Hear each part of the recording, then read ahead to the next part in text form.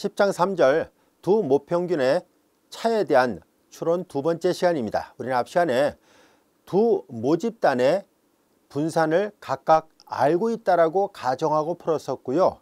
이제 이 시간에 배우려고 하는 내용은 두 모집단의 분산을 모르는 경우에 대해서 우리는 두 모평균의 차이에 대한 추론을 어떻게 할 수 있는지를 다뤄보려고 합니다. 우리는 크게 두 가지로 나눠서 생각해 보려고 합니다. 비록 각각의 모집단의 분산을 모르고 있지만 우리는 두 모분산이 같은 경우를 먼저 다뤄보려고 합니다. 그래서 같은 모분산을 갖는다 해서 등모분산인 경우를 좀 생각해 보고요. 두 번째 경우는 두 모집단의 분산을 모르면서 또한 서로 다른 경우입니다. 그래서 첫 번째는 등분산을 갖는 경우, 두 번째는 서로 다를 이자를 써서 이분산을 갖는 경우, 이렇게 해서 두 가지로 나눠서 생각을 해 보도록 하겠습니다. 자, 먼저 같은 분산을 갖는 경우부터 해결을 해 보도록 하죠. 우리는 첫 번째 모집단이 이렇게 있고요. 두 번째 모집단이 이렇게 있다라 보겠습니다. 이 첫 번째 모집단과 두 번째 모집단은 각각 정규분포를 따르고 있다라고 가정을 해 보겠습니다. 그리고 이제 첫 번째 모집단의 평균이 얼마인지는 몰라요. 뮤1이라 해보겠습니다. 두 번째 모집단의 평균이 뮤2였다라고 가정을 해 보겠습니다. 역시 이 뮤1과 뮤2는 미지의 상수값입니다. 자, 우리는 이 뮤1 마이너스 뮤2 두 모평균의 차이에 대한 추론을 학습하려는 것이 2절의 학습 목표예요. 근데 우리는 각각의 정규 모집단이다라고 했을지라도 우리는 여기에서 이 첫 번째 이 모집단의 분산 시그마1의 접을 모르고 두 번째 모집단의 분산 시그마2의 접을 모르는 상태입니다. 그러나 우리는 가정하고 문제를 풀려고 하는데요. 편의상 같은 분산을 갖고 있다라고 가정을 해보겠습니다. 그래서 우리는 첨자 없이 그냥 시그마 제곱, 둘 다 똑같이 시그마 제곱 이렇게 표현해 보도록 하겠습니다. 자, 이와 같이 우리는 공통 모분산을 가정하겠습니다. 공통 모분산이에요. 자, 그러면 이 공통 모분산을 우리가 추정할 수 있는 추정량으로서는 어떤 것이 있을까 하는 것을 알아보려고 합니다. 우선 이 첫 번째 모집단에서 표본을 추출합니다. N1개의 표본을 추출하고요. 그리고 두 번째 모집단에서는 N2개의 표본을 추출했다라 보겠습니다. 자, 그러면 이 첫 번째 모집단에서 표본 분산은 S1의 제곱, 두 번째 모집단에서의 표본 분산은 S2의 제곱이라 하겠습니다. 자, 여기에서 우리는 이 모집단이 하나만 있었을 경우에 이 표본 분산을 이용해서 우리가 모분산을 추정할 때 사용할 수 있었습니다. 마찬가지로 이쪽에 모집단이 하나만 있었을 경우에는 표본 분산을 이용해서 모분산을 추정할 때 사용할 수 있었는데요. 지금 보다시피 두 개의 모집단이 주어져 있는 상태고, 그리고 표본의 개수도 서로 다르죠. 표본 분산도 서로 다른 상태예요. 이때 각각의 모집단의 분산이 같다라고 가정을 했는데, 이와 같이 공통 모분산에 대한 추정량으로서 S1의 제곱 하나만 갖고 가능할 것인가, 또는 S2의 제곱만으로 그것이 가능할 것인가 하는 얘기인데요. 이 각각의 경우만 가지고는 공통 모분산의 추정량으로 사용할 수가 없다는 것이 알려져 있습니다. 물론 이런 것들은 정확하게 수리통계학을 이용해서 계산해야 되지만 우리는 그 결과만 가지고 생각을 해보도록 하죠. 우리는 이 공통 모분산 시그마 제곱의 추정량으로서 다음 같은 것을 생각하려고 합니다. 바로 SP의 제곱이라는 것을 생각하려고 하는데요. 자, 이것을 우리는 이 S1의 제곱, S2의 제곱은 각각의 모집단 안에 있는 표본 분산이죠. 자, 이 SP의 제곱을 합동 표본 분산이라 얘기를 합니다. 합동 표본 분산, 즉 공통인 모분산에 대한 적합한 추정량으로서 이와 같은 합동 표본 분산을 생각하려고 하는데요. 합동 표본 분산의 정의는 다음과 같이 되어 있습니다. 각각의 표본 분산의 가중치들의 합이에요. 자, 가중평균이라고 보통 얘기를 합니다. S1의 제곱과 S2의 제곱의 가중평균이에요. 글로 쓰면은 S1의 제곱과 S2의 제곱의 가중평균값을 약속합니다. 자, 이 말로 되어 있는 것을 기호로 써서 표시하면 다음과 같습니다. 자, 여기에서 우리는 이 표본의 개수 N1과 N2는 먼저 소표본이었다라고 가정하겠습니다. 대표본인 경우는 이 소표본을 다 설명한 다음에 따로 또 설명하겠습니다. 자, 소표본이었을 때 우리는 그러면 이 N1과 N2로부터 자, 이제 첫 번째 이 표본의 자유도는 N1-1이 되고 두 번째 이 표본의 자유도는 N2-1이 되는데요. 자, 이제 이 가중평균을 어떻게 계산하냐면 각각의 자유도의 총합분에 S1의 제곱, 첫 번째 표본 분산에다가 자유도를 곱해요. N1-1을 곱하고 두 번째 표본 분산에다가 두 번째 이 표본의 자유도를 역시 곱합니다. 그래서 더하고 분모는 자유도들의 총합 N1-1, N2-1 자, 이렇게 계산합니다. 만일 여기서 선택된 표본과 여기서 선택한 표본이 개수가 같다면은 그때는 그냥 첨자 없이 그냥 사용하면 되네요. 그냥 N으로 표시하면 되는데 이 표본에 추출되는 개수가 반드시 동일하다는 보장이 없기 때문에 하나를 N1 또 하나를 N2로 표시했습니다. 자, 이제 이것을 우리는 합동 표본 분산이라고 얘기를 합니다. 이 합동 표본 분산의 가중치는 바로 N1 더하기 N2-2라는 것이 알려져 있습니다. 이 합동 표본 분산을 이용하면 이 공통 모분산 시그마 제곱의 추정량으로 사용할 수 있습니다. 자, 이제 우리의 관심은 이 표본으로부터 우리는 이 표본에서 여기에서 첫 번째 이 표본의 평균은 X1 바라로 보겠습니다. 두 번째 표본의 평균을 X2 바라고 표시를 해보도록 하겠습니다. 자, 그러면 이제 우리는 우리의 학습 목표는 이 모평균의 차이에 대해서 추론을 해보려고 하죠.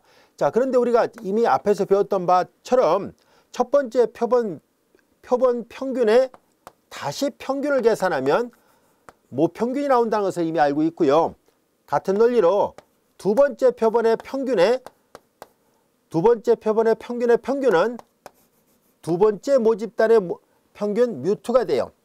따라서 우리는 x1 바 마이너스 x2 바의 기대값으로 기대값이 갖고 있는 성질에서 따로따로 전개되고 상수가 바깥으로 나가거든요. 뮤1 마이너스 뮤2를 얻을 수 있습니다.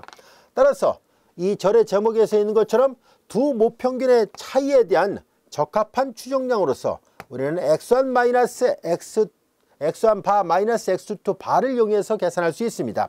이거의 기대값이 이거라는 것을 알 수 있고요. 자, 그 다음에 이제 두 번째 베어리언스를 계산해 봅니다. x1 바 마이너스 x2 바에 대한 것을 계산하는데요. 자, 이제 여기에서 x1 바의 분산과 x2 바의 분산을 계산할 때 얘네들은 이 앞에 상수가 나갈 때는 제곱이 돼서 나간다라고 얘기를 했었죠. 그래서 이쪽에 이미 앞전에도 설명했던 내용이죠. 그리고 마이너스를 제곱이니까 플러스가 돼서 자, 이와 같이 됩니다. 자, 그런데 이제 표본 평균의 분산은 표본의 개수분의 자, 여기가 우리가 모분산 이렇게 나오는데 우리는 그 모분산을 우리가 추정을 할 때 이 지금 얘를 모르고 있는 값이잖아요. 얘를 전혀 모르고 있는 값이니까 결국 우리는 뭘로 대신하려고 하냐면 방금 전에 이렇게 시그마 제곱의 추정량으로서 합동 표본 분산을 이용하겠습니다 라고 얘기를 했었잖아요. 그래서 SP의 제곱, 자, SP의 제곱 이걸로 사용하도록 하죠. 여기도 마찬가지예요. 여기도 표본의 개수분에 원래대로 한다면 여기 모분산이 나와야 되는데 그 모분산을 모르고 있고요. 공통 모분산을 추정할 때 합동 표본 분산으로 추정을 한다라고 얘기를 했었으니까 여기도 SP의 제곱 이렇게 하도록 하겠습니다. 자, 이것이 바로 두 모분산이 같은 경우에 대해서 x1 바 마이너스 x2 바에 대한 분산은 이와 같이 계산이 됩니다. 이거는 다시 쓰면은 SP의 제곱 공통 합동 표본 분산을 바깥으로 내보내고 이건 이렇게 쓸 수 있어요. n1분의 1 플러스 n2분의 1 이렇게 쓸 수 있습니다. 자, 이제 이것이 x1 바 마이너스 x2 바의 분산이었기 때문에 그러면 표준 편차는 당연히 이 표준 편차는 또는 이제 표준 오차라고도 얘기를 해도 돼요. 루트 여기는 SP의 제곱 그리고 N1분의 1 그리고 플러스 N2분의 1 자 이렇게 해서 계산할 수 있습니다. 자 이제 그러면 우리는 검정 통계량을 하나 만들려고 하는데요. 그 검정 통계량은 우리가 다음 같은 것을 생각해 보려고 합니다. 자, 우리는 x1 바 마이너스 x2 바를 이용해서 뮤1 마이너스 뮤2 자 이것을 자, 이 표준오차 이거로 나누려고 합니다.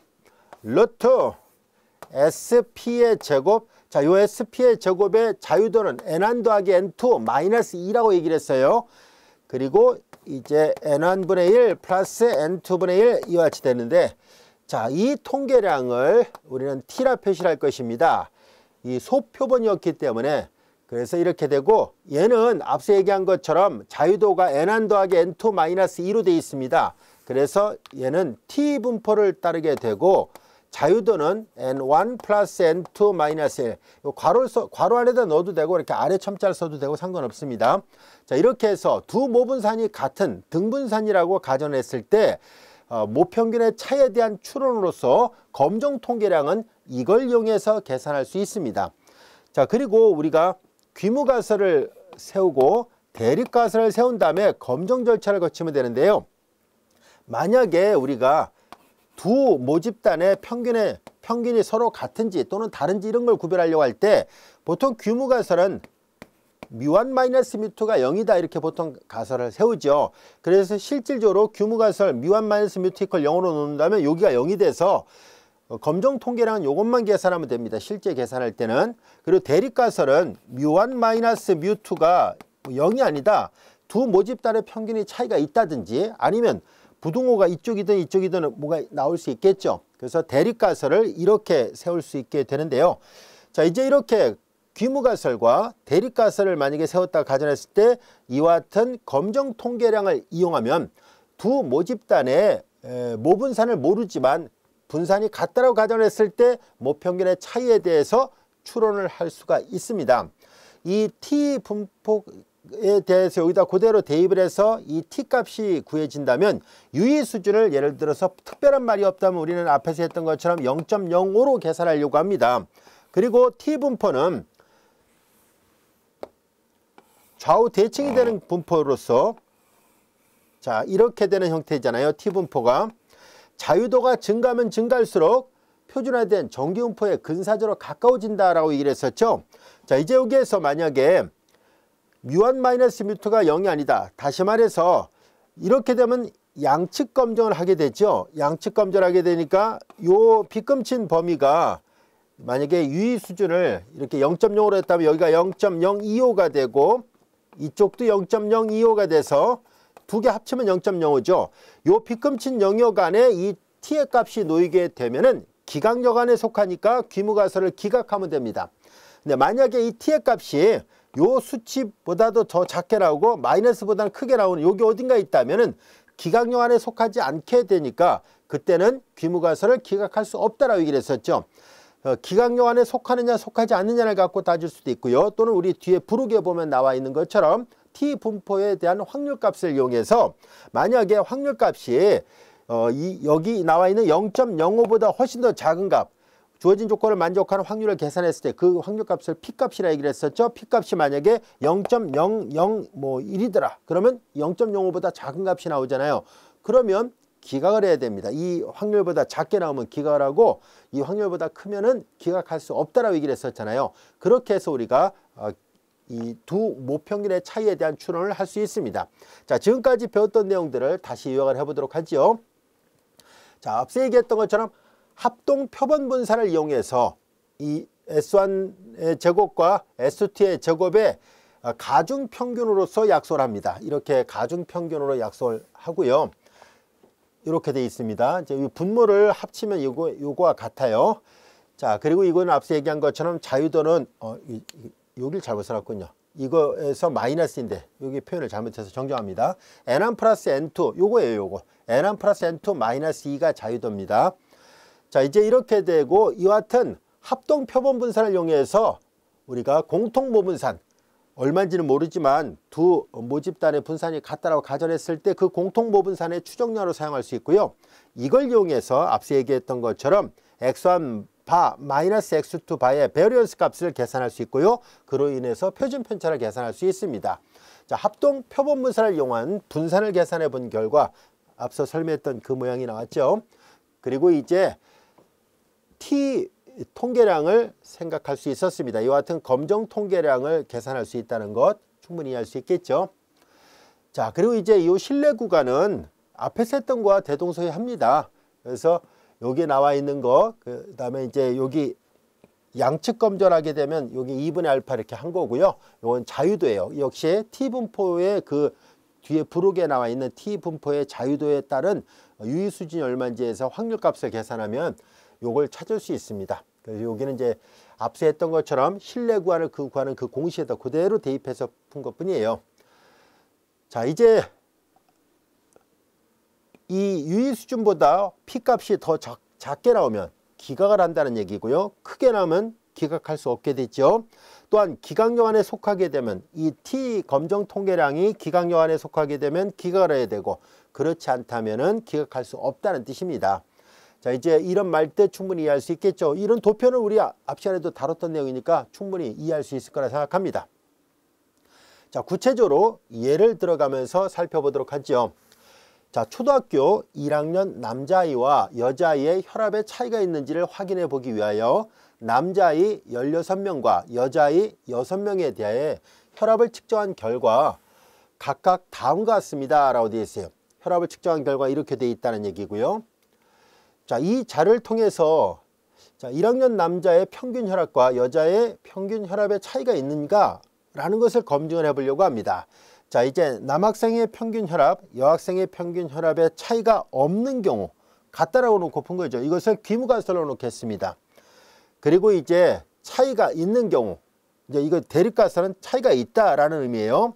자, 이제 95% 신뢰 구간을 구하랬으니까 유의 수준 0.05로 계산하겠습니다라는 얘기예요. 자, 그러면 이제 검정 통계량은 이미 우리가 알고 있는 것처럼 이걸로 계산하면 되고요. 우리는 보다시피 귀무가설에 보면 뮤1 마이너스 뮤2가 0이에요. 그래서 실제 검정 통계량에서 뮤1 마이너스 뮤2 이 부분이 0이니까 이건 할 필요 없고요. 따라서 우리는 이 표본의 평균의 차가 필요하다는 것을 알 수 있습니다. 자, 얘네들을 계산기를 다 계산을 해서 x1 바 그리고 x2 바를 다 구한 결과를 책의 이 계산 결과를 그냥 활용하도록 할게요.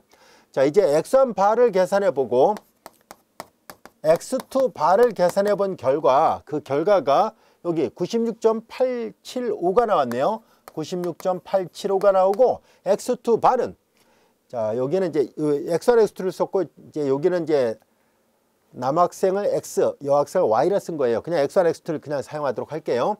자, 이제 x2는 97.5556이네요. 반올림해서 이렇게 쓰겠습니다. 자, 그리고 이제 여기에서 각각의 S1의 제곱과 S2의 제곱을 이미 계산을 다 해놨어요. S1의 제곱이 90.65, 90.65가 되고 S2의 제곱이 51.78, 51.78 이렇게 쓰겠습니다. 자, 이제 그러면 합동 표본 분산값을 계산을 해야 돼요. 자, 여기 보면은 남학생은 16명, 여학생은 9명이다 라고 얘기를 했었으니까 여기다가 계산하면 16-1이니까는 15, 그 다음에 여기 8이 되죠. 여기다 그대로 대입을 합니다. 15 플러스 8분의 15 곱하기 S1의 제곱 90.65 플러스 그 다음에 여기는 8 곱하기 S2가 51.78입니다. 자, 이거를 역시 계산기로 다 계산해 본 결과가 나오겠죠. 자, 이렇게 해서 합동 표본 분산 값은 자, 이 t 통계량을 계산할 때 꼭 필요합니다. 그래서 여기다 계산하기 위해서라도 이거를 계산기로 다 계산한 결과가 자, 이제 마이너스 이 값이 아니라 이 값이에요. 77.1292가 나왔군요. 77.1292가 나왔습니다라는 얘기예요.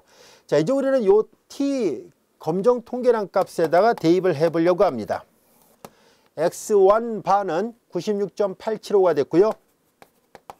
자, 이런 식으로 계산합니다라는 그 과정을 설명하고 있을 뿐이에요. 여러분들이 반드시 계산기 옆에다 놓고 계산을 꼭 해보기 바라고요.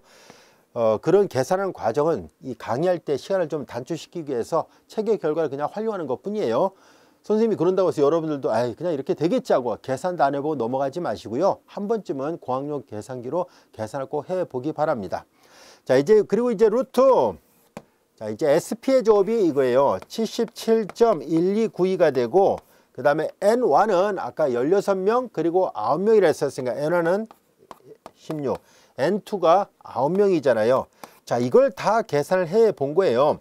근데 보니까 분모는 양의 조건이니까 양수인데 96에서 97 뺐으니까 이거 당연히 음수가 나오겠군요. 그래서 이 t값을 계산해 본 결과가 음수가 나와서 마이너스 0.18이에요. 1859 이렇게 되어 있습니다. 자, 이제 이 t값을 계산한 결과 이렇게 되는데요. 이 t값에서 우리가 지금 자, 귀무가설은 남학생과 여학생의 혈압 차이가 없는 경우, 귀무가설은 혈압 차이가 없다라 보고 이거는 아니다, 차이가 있다 이런 말이잖아요. 대립가설은. 그런데 여기에 보다시피 0.05를 계산하고요. 그리고 자유도를 계산해 보면은 자유도는 보다시피 23이 나왔습니다. 이거 다 더한 값이 23이에요.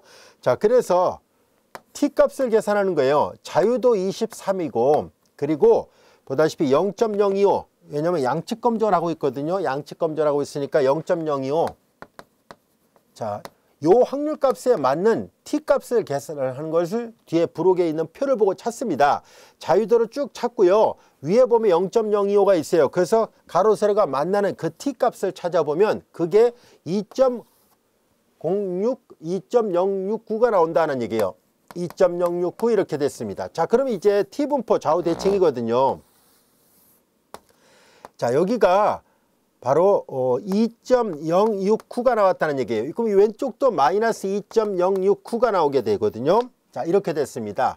자, 그 여기가 요거보다 큰 값, 요거보다 작은 값이 나오면 여기가 기각력에 속하는 거예요. 자, 자유도가 23이고 자, 이제 양측 검정을 했을 때 유의 수준 0.05에 대한 이 양측 검정을 했을 때 여기가 기각력에 속하는데요. 방금 전에 t값을 다 이 검정 통계량을 계산해 보니까 마이너스 0.18이잖아요. 마이너스 0.18은 여기가 마이너스 2.069인데 마이너스 0.18은 그러면 0.1이니까 이거는 여기쯤에 있겠군요. 여기 마이너스 2.0이니까 많이 떨어져 있어요. 자, 여기가 마이너스 0.1859 이렇게 돼 있으니까 이건 기각력 안에 속하지 않아요. 기각력 안에 전혀 속하지 않으니까 그러면 남학생과 여학생에 대한 차이가 없다. 평균에 대한 차이가 없어요. 그래서 결과적으로 우리는 남녀 혈압에 대한 평균 혈압의 차이가 있는가를 검증하시오라는 얘기인데요. 자, 귀무가설은 차이가 없다라는 거잖아요. 귀무가설을 기각할 수가 없다는 것을 알게 됐습니다. 결론은 차이가 없다라고 결론 내려도 의미가 있다 라는 것을 알 수 있어요. 그래서 귀무가설을 기각할 수 없는 상태, 남학생과 여학생의 혈압의 차이가 없었다는 것을 알게 됐고요. 자, 그리고 실내 구간을 구하는 것은 이 공식에다 대입해서 하면 되니까요. 역시 이거 계산기에 도움이 있어야 되니까 그 계산 과정을 생략하도록 할게요. 자, 이제 여기가 x1바 마이너스 x2바 이 값에다가 그리고 방금 전에 찾았던 이 t값이 있었죠. 이 t값 그게 여기 나와 있는 2.069였었고요. 그 다음에 이제 이 값을 또 계산기로 해서 곱해서 플러스 마이너스니까 이제 그렇게 되면 이렇게 실내 구간을 찾을 수 있습니다. 그걸 생략하도록 할게요. 자, 이제 실내 구간을 이렇게 계산해 보니까 이런 모양으로 나왔다라는 것을 알 수 있고요. 이 실내 구간을 잘 보면 마이너스 8.25하고 플러스 6.89가 나오는데 가운데 0을 포함하고 있다는 것을 알 수 있어요. 0을 포함한다는 얘기는 무슨 말이냐면은 바로 이 값이 0이잖아요. 그래서 귀무가설을 포함하고 있으니까 결과적으로 그 귀무가설 기각할 수 없다라는 것이 맞다는 것을 알 수 있습니다. 자, 이제 우리는 이와 같이 앞서 다룰 때 두 모집단의 분산을 모르지만 그러나 같은 분산을 갖고 있을 거라는 가정하에서는 우리가 공통 모분산을 추정할 때 사용하는 추정량으로서 합동 표본 분산을 이용할 수 있었고 이 합동 표본 분산 값을 이용해서 자, 이와 같은 우리가 검정 통계량을 찾을 수 있었습니다. 그리고 이것은 소표본이었을 때 얘기고요. 만약에 표본의 개수가 많은 대표본이었다면 앞서도 여러 차례 설명했던 것처럼 중심극한 정리로부터 표본 분포는 중심극한 정리에 의해서 항상 평균은 0, 분산이 1이 되는 정규 분포에 근사적으로 가까워진다라는 것을 적용할 수 있습니다. 자, 그래서 우리는 소표본이었을 때는 이 검정 통계량을 계산했었죠. 이 검정 통계량. 자, 그런데 만약에 대표본이었을 때는 T 분포가 아니라 G 통계량이라고 해서 자, 여기가 이렇게 계산해도 무방합니다라는 얘기예요. 물론 소표본일 때는 T 이 통계량을 이용해서 계산하는 것이 조금 더 정밀도가 높은 값을 얻게 해줍니다. 그래서 소표본일 때는 이 대표본이 아닌데 G 통계량을 사용하지 마시고 얘를 이용해서 확률값을 계산할 때 이 정규분포 표를 보고 만들려고 하는 것이 아니라 T 분포를 가지고 그 값을 찾으라는 얘기예요. 그래서 소표본일 때는 당연히 T 분포가 훨씬 더 정밀도가 높은 값을 나타내게 주는데 만약에 대표본이었을 때는 그때는 이 확률 분포표를 이용해서 값을 계산해도 근사적으로 비슷하게 됩니다. 그래서 보통 이제 n이 추출되는 표본의 개수가 30개 이상 정도만 되면은 정규 분포를 이용해서 계산해도 무방합니다. 자, 그와 같은 내용들을 이제 우리 책에도 설명이 되어 있어요. 여기 보다시피 대표본이었을 때는 통계량을 G 통계량을 이용해서 계산하고 표준화된 정규 분포의 확률 분포표를 이용해서 계산해도 됩니다. 라는 얘기예요. 충분히 이해할 수 있겠죠? 자, 이번에는 우리가 이 전체 모집단의 분산을 모르고 있고 또한 각각의 모분산이 서로 다른 경우를 생각해 보려고 합니다. 조금 전에는 공통인 분산을 갖는다라고 가정하고 문제를 다뤘었죠. 그래서 이렇게 합동 표본 분산이라는 것을 이용을 했었습니다. 근데 이제 우리는 서로 다른 것을 다뤄보려고 합니다. 이 표는 뭐 여러분들이 금방 이해할 수 있는 내용이에요. 바로 이렇게 G 통계량을 사용하니까 여기가 T가 아니라 G로 바뀌었다는 것은 충분히 이해할 수 있을 겁니다. 앞 시간에도 이와 같은 내용을 설명했었으니까요. 자, 두 모분산이 이제 다른 경우, 두 번째 경우를 다뤄보려고 합니다. 서로 다를 이자를 써서 이분산이라고 가정해서 다루려고 합니다. 자, 이제 이럴 경우에는 이제 검정 통계량이 조금 달라지게 되는데요. 자, 하나하나 또 살펴보도록 하겠습니다. 자, 조금 전에 그림을 그려서 설명한 것처럼 이제 각각의 분산이 이렇게 있습니다. 자, 여기 첫 번째 분산이 아니라 각각의 모집단이 이렇게 있습니다. 자, 첫 번째 모집단, 두 번째 모집단이 있고요. 우리는 첫 번째 모집단의 모평균 얼마인지 몰라도 그냥 편의상 뮤1과 뮤2라 놓아 보겠습니다. 자, 그리고 이제 여기에 우리는 이 첫 번째 모집단의 분산을 모르고 있어요. 두 번째 모집단의 분산도 모르고 있고 그러나 같지는 않다, 서로 다르다라고 가정해 보겠습니다. 이렇게 서로 다르다라고 볼 거예요. 그래서 여기는 시그마 1의 제곱, 얼마인지 몰라도 여기는 시그마 2의 제곱이었다라고 가정하고요. 그리고 전체 모집단은 정규 분포를 따른다라고 가정하고 다루도록 하겠습니다. 우리 교재 본문에 있는 많은 예문들도 또 연습 문제들도 특별한 경우가 아니면 이 표본 이론에서 항상 정규 모집단을 이루고 있다라고 가정을 하고 다룰 겁니다. 만약에 전체 모집단이 정규 분포가 아닌 경우는 저 뒤에 가서 비모수 통계학을 이용할 때 그때 다시 언급을 하기로 하고, 비모수 통계학을 다루려고 하지 않을 때는 전체 모집단은 특별한 말이 없다면 정규 분포를 따르고 있다라고 가정하고 문제를 다룰 거예요. 자, 지금도 우리 전체 모집단은 정규 분포를 따르고 있다라고 가정하겠습니다.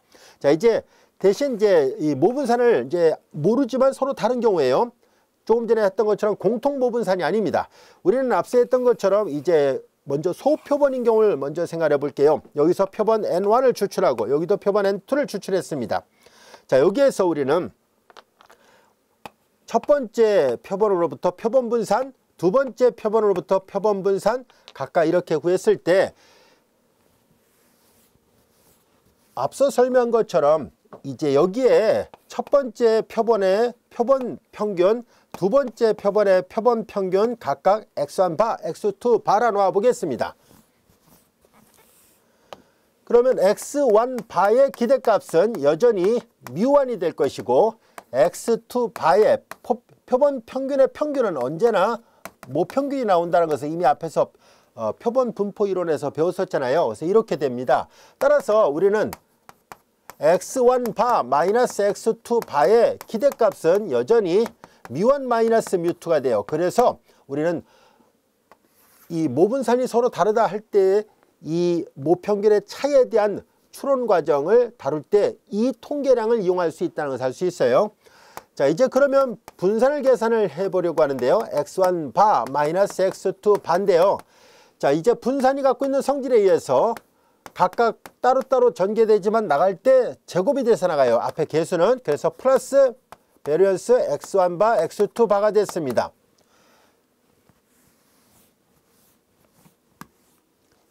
자, 여기에서 우리는 자, 이제 첫 번째 표본의 개수는 n1개, 그리고 여기 시그마 1의 제곱은 얼마인지는 몰라요. 그러나 이제 편의상 첫 번째 모집단의 분산은 시그마 1의 제곱이었을 때 앞에서 배웠던 것처럼 이렇게 되고요. 표본 평균의 분산은 표본의 개수분의 모분산이잖아요. 그래서 그대로 이걸 썼습니다. 자, 그런데 우리는 사실 이론적으로 보면 이렇게 되지만 이거를 알고 있다면 얘를 사용하면 되는데 얘를 전혀 모르는 미지의 값이잖아요. 그래서 우리는 통계량으로서 얘를 계산할 때 사용하는 통계량으로서 얘를 쓸 수가 없어요. 그래서 우리는 이걸로 대신하려고 하는 거예요. 바로 앞서 얘기했던 것처럼 표본 분산으로 대신하려고 합니다. S1의 제곱, S2의 제곱 이와 같이 됐습니다. 자, 그래서 우리는 표준 편차를 생각할 때 루트 이거의 양의 제곱근을 생각하면 되죠. n1분의 s1의 제곱 플러스 n2분의 s2의 제곱이에요. 실제 그 데이터 값을 집어넣을 때 소문자로 씁니다. 이건 이제 통계량을 표현할 때 이제 S1, S2를 쓴 거고요. 값을 계산할 때 소문자로 보통 표시할 거예요. 자, 이제 우리는 이렇게 해서 표준 편차를 생각하게 됐고요. 자, 그러면 우리는 검정 통계량을 어떻게 만들 것인지를 알아보려고 합니다. 자, 이제 우리는 지금 이것은 소표본일 때를 좀 생각하려고 하고 있어요. 자, 이제 대표본이라면 조금 전에 설명한 것처럼 정규 분포화 시키니까 G 통계량으로 생각하면 되는데요. 자, 지금 소표본이라서 T 통계량을 선택하도록 하겠습니다. 자, 이제 이 표준 편차값 루트 n1분의 s1의 제곱 플러스 n2분의 s2의 제곱이에요. 첫 번째 표본 분산, 두 번째 표본 분산이에요. 자, 그 다음에 이제 여기는 x1 바 마이너스 x2 바 마이너스 μ1 마이너스 μ2예요. 자, 이 t 통계량은 여러분들이 잘 알다시피 이 t 통계량은 t 분포를 따르고 있습니다 라는 것을 알 수 있어요. 얘는 이제 t 분포를 따르는 통계량입니다. 자, 이제 이와 같은 검정 통계량을 이걸로 선택할 수 있습니다라는 얘기인데요. 자, 여기서 앞에서는 전혀 나타나지 않았던 바로 이런 경우에 즉 모분산을 모르고 서로 다르다라고 얘기를 했었을 때 사실 통계량 자체는 앞서 다뤘던 것보다 훨씬 더 간단하게 됐습니다만은 여기에서 자유도가 여기에는 n1, 여기 n2라서 이쪽은 n1-1, 여기는 n2-1이지만 조금 전에 계산했을 때는 공통인 모분산을 가질 때는 그때는 자유도가 n1 더하기 n2-2라고 얘기를 했지만 여긴 그렇지 않습니다. 되게 복잡하게 되어 있습니다. 이와 같이 근사 자유도라는 개념을 이용해서 계산을 해야 됩니다. 왜 이런 말이 나오게 되는지는 나중에 여러분들이 수리통계학을 공부하게 되면 그때 학습을 할 것이고요. 지금은 인문서적이라서 그냥 이런 공식에다 대입해서 계산합니다 라는 정도만 얘기를 하도록 할게요. 자, 이제 근사 자유도가 되게 복잡하게 되어 있습니다. 자, 조금 전에 했던 여기 있죠. 요것이 분자의 꼭을 제곱을 한 거예요. 제곱을 했고 그 다음에 이제 각각의 이것들의 제곱들을 자유도들로 나눠서 더한 것이 분모예요. 되게 복잡하게 되어 있는데요. 이거 계산하게 되면은 10중 8구 소수점이 나오게 됩니다. 거의 뭐 대부분 다 소수점이 나오게 되는데 여기서 소수점이 나오게 될 때 예를 들어서 네모점 얼마 이렇게 될 때 이 근사자유도에서 이 소수점 부분을 생략한 이 정수 부분만을 생각합니다. 그래서 이 근사자유도 이 공식에다 대입했을 때 나온 이 값이 소수점이 나오게 된다면은 소수점 부분 있죠. 그걸 전부 다 생략하고 앞에 정수분만 선택하는 것. 그것이 바로 근사자유도인데요. 이 t 통계량은 바로 그 근사자유도로부터 얻어진 자유도를 갖는 T 분포를 따른다는 것이 알려져 있습니다. 자, 그리고 여기서도 마찬가지로 귀무가설을 선택하고 대립가설을 선택합니다. 자, 귀무가설은 µ1 마이너스 µ2를 0이라 놓고, 그 다음에 대립가설은 µ1 마이너스 µ2가 0이 아니다 라고 놓던지 0보다 작다 또는 0보다 크다, 이렇게 문제에 주어진 조건에 따라서 다르게 계산하면 되고요. 그 다음에 유의수준 역시 특별한 경우 없다면 0.0으로 선택을 하도록 하겠습니다. 자, 그러면 이제 얘도 T 분포니까 원점을 중심으로 해서 좌우 대칭 구간으로 되어 있고요. 만약에 이렇게 양측 검정이다 라고 한다면 앞서 설명한 것처럼 요 기각역 안에 속할 확률이 0.025가 되고 여기도 0.025가 됩니다. 자, 이때 여기 이 값은 자, 이렇게 근사 자유도로부터 얻어진 거를 이용하고, 그 다음에 여기는 이제 T V 그리고 0.025를 T 분포를 이용해서 자유도 값과 그리고 확률 값을 이용해서 그 도표 안에 있는 이렇게 여기 자유도가 세로로 되어 있고요. 여기 확률이 가로 되어 있어요. 그 만나는 점의 좌표 값을 생각하면 됩니다. 이 값보다 크거나 그 값보다 마이너스 값보다 작게 나오면은 기각역 안에 속하니까 귀무가설을 기각하겠다는 뜻이고요. 그렇지 않다면은 귀무가설을 기각할 수 없다라고 결론 내리면 됩니다. 자, 이제 우리는 검정 통계량이 이렇게 생겼고 자유도를 어떻게 구하는지만 잘 여러분들이 신경 쓴다면 큰 어려움 없이 해결할 수 있을 겁니다. 자, 지금까지 설명했던 내용들, 이건 이제 언제 기각할 것이라는 건데, 사실 이제 이 T분포 그림을 그려보고 요 기각역의 위치를 표시만 해 놓는다면은 충분히 언제 기각할지를 알 수 있습니다. 또는 이제 P값을 갖고 계산하면 돼요. P값이 이 0.05보다 작게 나온다면 당연히 기각하게 되고요. 귀무가설을 이 값보다 크게 나오면 귀무가설을 기각할 수 없다는 것. 앞에서도 계속 강조했던 내용이니까 언제 기각하고 언제 기각할 수 없는지를 금방 이해할 수 있을 거라 생각합니다. 자, 구체적인 예를 들어보도록 하겠습니다. 3개월이 지난 후 음식 조절 A안을 이제 참여한 사람은 5명. 이 5명의 평균 감량은 4.6kg예요. 자, 이제 그러면 그림을 그려서 생각해 보도록 하죠. 자, A안이 있고요. 그 다음에 B안이 있었습니다. 자, 여기에 평균은 몰라요. 그러나 자, 여기 보면은 5명의 평균 감량을 계산한 거예요. 여기 이제 5명의 평균 감량, 여기는 이제 여기 이제 시그마 1의 제곱도 모르는 값이고요. 뮤2 시그마 2의 제곱도 모르는 값이에요. 자, 그런데 평균 감량 여기에서 말하는 x A를 쓰지 말고 그냥 x1이라 쓸게요. x1 반은 4.6이라는 얘기고요. 단위는 킬로미터. 그 다음에 표준 편차가 있었네요. 표준 편차 S1의 제곱은 여기는 2.3으로 나왔습니다. 단위는 킬로그램이에요. 그리고 여기 5명이었고요. 자, B 안에 참여자가 7명이었습니다. 여기는 X2라 하겠습니다. 자, 이제 X2의 평균 감량은 5.4kg, 그리고 S2의 제곱은 3.5kg 이렇게 되어 있습니다. 자, B안이 A안보다 감량 효과가 크다라고 말할 수 있을까요? 라고 얘기를 했는데요. 자, 이제 우리는 여기에서 각각의 모집단은 정규분포를 따른다라고 가정할게요. 여기 보다시피 표본의 개수는 소표본이라는 것을 알 수 있습니다. 자, 그러므로 우리는 귀무가설을 먼저 선택하도록 할게요. 감량 효과가 크다라고 말할 수 있느냐라고 물어봤잖아요. 그래서 우선 귀무가설은 자, µ1 마이너스 µ2. 자, 이건 이제 평균 체중이 동일하다. 즉 감량 이렇게 되면은 서로 간에 차이가 없다라는 뜻이고요. 그 다음에 이제 우린 여기에서 µ1 마이너스 µ2인데요. B안을 뮤2 쪽으로 봤잖아요. B안이 A안보다 감량 효과가 큰가? 이렇게 보면 돼요. 넘기면 뮤2가 더 크다는 얘기잖아요. 자, 이제 이런 식으로는 올 수 있을까요? 라는 얘기예요. 감량 효과가 더 큰가? 라는 얘기예요. 왜냐면 평균 감량된 킬로그램이잖아요.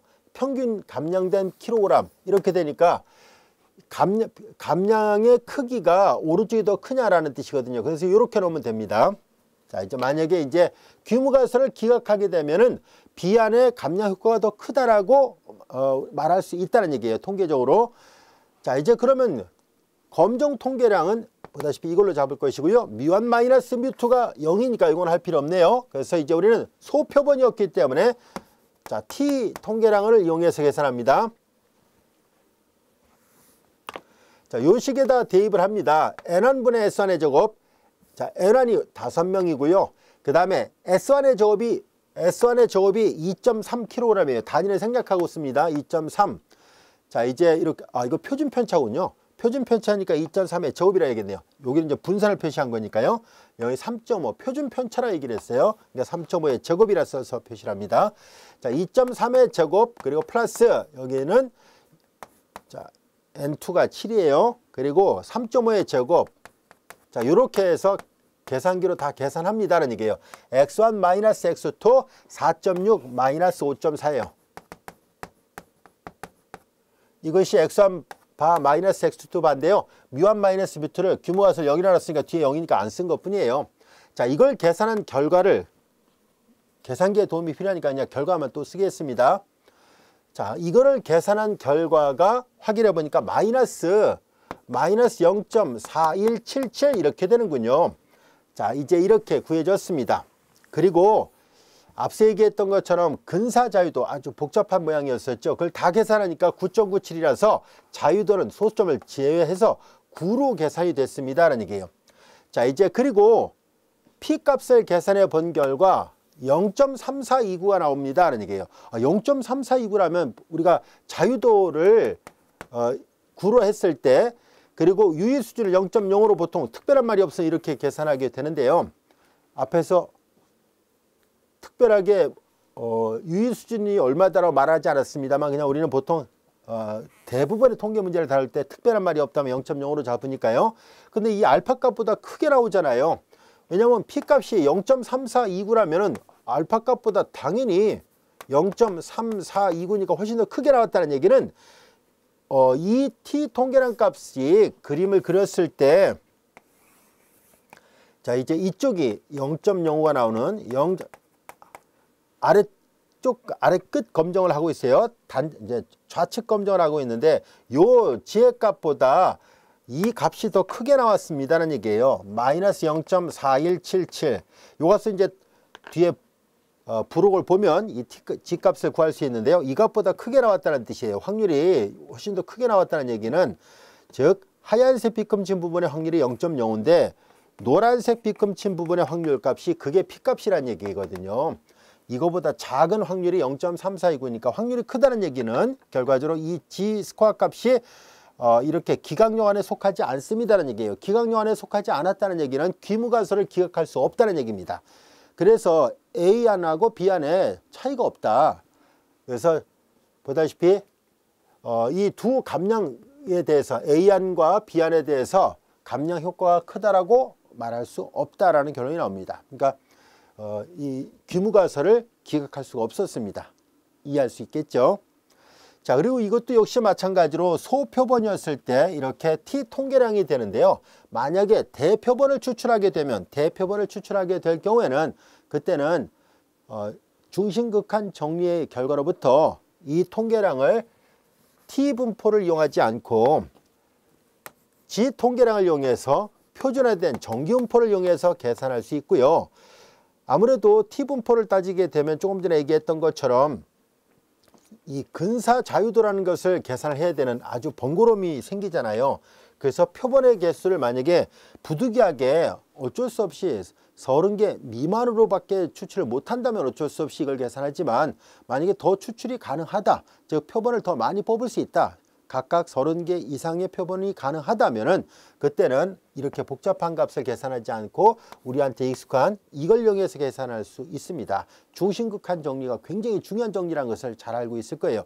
그래서 학교 시험에 이 중심극한 정리가 거의 항상 빠짐없이 시험에 나옵니다.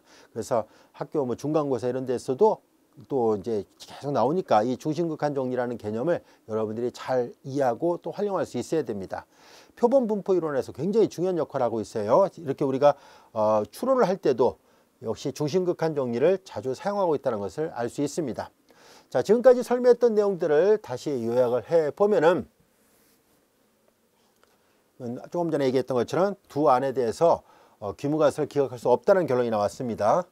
자, 대표본인 경우는 검정 통계량을 이렇게 G 통계량으로 생각해서 중심극한 정리를 이용해서 표준화된 전기음포에 근사시키는 것이 가능하고요. 기각력도 앞에서 얘기했던 것처럼 대립가설, 기각 이렇게 한다는 거 이해할 수 있겠죠. 자, 이제 우리는 앞 시간에 배웠던 내용, 두 모집단의 분산을 알고 있는 경우에 대한 두 모집단의 평균의 차이에 대한 추론을 하는 것과 이 시간에 배웠던 10장 3절에서 배웠던 두 모집단의 분산을 모른다 할지라도 이 모분산이 같다라는 가정과 모분산이 서로 다르다는 가정에 대해서 각각의 검정 통계량을 이용해서 우리가 뮤1 마이너스 뮤2를 우리가 추론하는 방법을 배웠습니다. 경우를 잘 나눠서 본다면은 비록 계산기의 도움을 받아야만 되는 거니까 그걸 다 일일이 계산하는 번거로움은 없지 않아 있습니다만 여러분들이 각각의 검정 통계량이 어떤 개념이지만 잘 이해하고 또 뒤에 부록에 있는 T분포라든가 또는 표준화된 전기분포의 표를 보고서 계산하는 방법만 잘 익혀둔다면 통계 굉장히 쉽고 어려운 내용은 별로 없어요. 물론 통계학도 계속 깊게 들어가면 어렵습니다. 그러나 적어도 이렇게 입문서 서적 정도의 통계학이라면은 여러분들 모두가 비록 처음 배운다 할지라도 손쉽게 이해할 수 있을 거라 생각합니다. 꾸준히 복습하는 거 잊지 않도록 하시기 바랍니다. 자, 이어서 우리는 예제를 하나 더 풀어보려고 합니다. 예제 10의 4번을 보려고 하는데요. 자, 사교육에 따른 성적 차이가 있는가를 알아보기 위해서 어떤 중학교 3학년 학생 중에서 과외 수업을 받는 학생 100명과 이쪽은 과외 수업을 받고 있고 표본 2는 과외 수업을 받지 않았던 학생들이네요. 자, 이 왼쪽은 100명, 오른쪽은 90명이었습니다. 보다시피 100명하고 표본의 개수가 100명, 90명이면 이건 대표본이에요. 대표본이라면 이 지통계량을 이용해서 계산하는 것이 가능합니다. 자, 여기에서 우리는 과외 수업을 받은 학생들과 그렇지 않은 학생들의 전체 평균 성적의 차이가 있는가 또는 없는가 이것들을 조사를 해보려고 합니다. 자, 이제 유의 수준을 5%로 검정하고 신뢰 구간도 구해보시오라는 얘기예요. 자, 그러면 이제 우리는 가정을 세워보도록 하겠습니다. 자, 과외 수업을 받은 학생과 받지 않은 학생들입니다. 그래서 우리는 우선 귀무가설로 두 그룹의 평균의 차이가 없다라고 가정해 보겠습니다. 그리고 이제 대립가설은 한눈에 봐도 우리가 데이터 값을 보니까 이 표본 평균이 표본 1, 즉 과외 수업을 받은 쪽의 학생들의 표본 평균이 더 높게 나왔잖아요. 그래서 이럴 때는 우측 검정을 하려고 합니다. 자, 이렇게 대립가설을 세워보도록 하겠습니다. 자, 그리고 이제 우리는 대표본이기 때문에 대표본이므로 앞서 얘기했던 것처럼 지통계량으로 생각하고 문제를 다뤄보려고 합니다. 요 모양은 똑같습니다. 자, 이제 귀무가설이 뮤1 마이너스 뮤2가 0으로 가정을 했으니까 이쪽은 0이라서 할 필요 없고요. 요것만 계산해 봅니다. 자, 이제 이것이 81.2 마이너스 76.4 이렇게 됐어요. x1바 마이너스 x2바예요. 자, 그 다음에 이제 요걸 계산합니다. 루트, 자, 이제 100분의 s1의 제곱, 이건 표준 편차예요. 자, 그래서 7.6의 제곱 플러스 여기는 N2가 여기는 90명을 선택했습니다. 여기는 이제 8.2의 제곱이에요. 자, 이것도 역시 계산기의 도움이 필요하니까 계산 결과를 활용해 보도록 하겠습니다. 자, 이걸 다 계산한 결과가 4.17이 나오는군요. 4.17은 꽤 큰 값이에요. 자, 오른쪽 꼬리 부분, 자, 이제 우측 검정을 하고 있잖아요. 여기가 유의 수준이 얘가 0.05가 되길 원하는 거예요. 요 안에 속하게 되면 이 G스코어 값이 요 빗금친 영역 안에 속하면 기각역 안에 속하니까 귀무가설을 기각하겠다는 뜻이에요. 근데 여기에서 이제 얘는 지금 앞서 얘기한 것처럼 전기분포를 따른다라고 얘기를 했었잖아요. 자, 0.05일 때 여기가 지금 여기 보면은 우리 책에는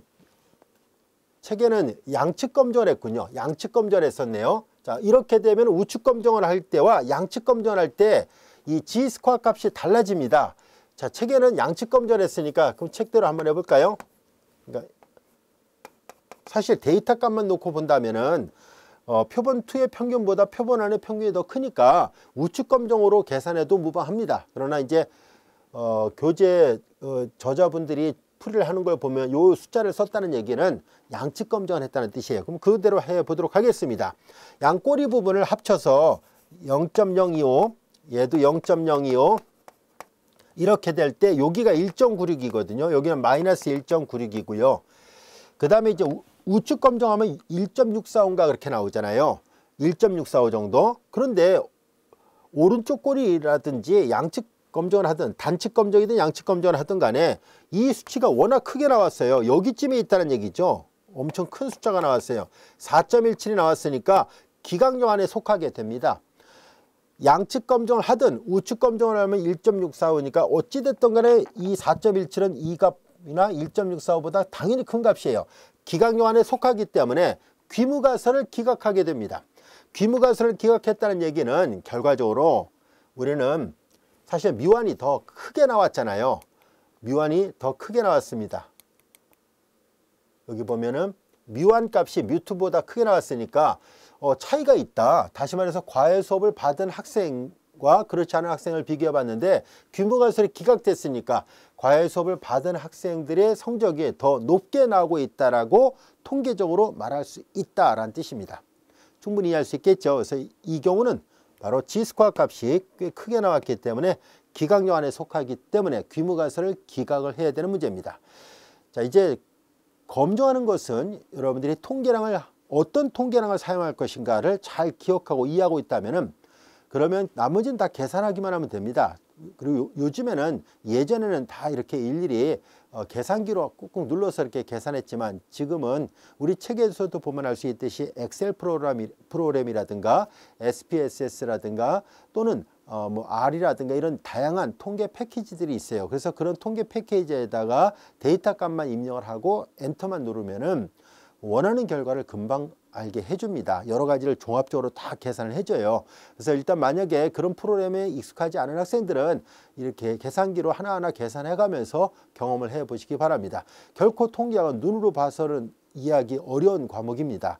전체적으로 어려운 내용이라는 것은 아니고요. 반드시 여러분들이 계산을 하면서 직접적으로 몸으로 체험을 해야 되는 그런 과목이라는 뜻입니다. 그래서 보통 이제 통계학 같은 경우는 이제 컴퓨터 있죠. 컴퓨터가 갖춰져 있는 전산실에서 많이 이 강좌를 개설해서 강의를 하고 있는데요. 우리는 지금 순수하게 이론적으로만 접근하고 있고요. 여러분들 각자 계산을 해보는 연습을 꼭 해보시기 바랍니다.